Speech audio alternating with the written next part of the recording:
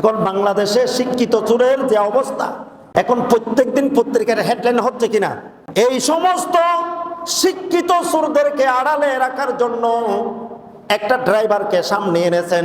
ড্রাইভারকে সামনে আনার অর্থ হচ্ছে শাক দিয়ে মাছ ঢাকা। ড্রাইভার কি প্রশ্ন বানাই বলেন তো?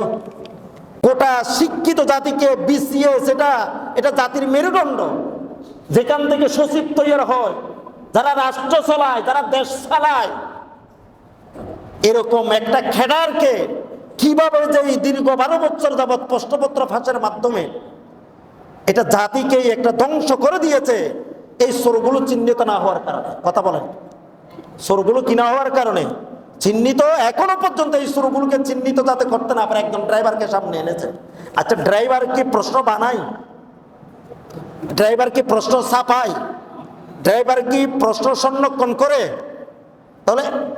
তাহলে ড্রাইভারের উপরে যারা আছে এরা হচ্ছে সবচেয়ে বড় চোর। এই চোরগুলো কি শিক্ষিত না শিক্ষিত? এই চোরগুলো কি শিক্ষিত না? এটা শিক্ষিত চোর।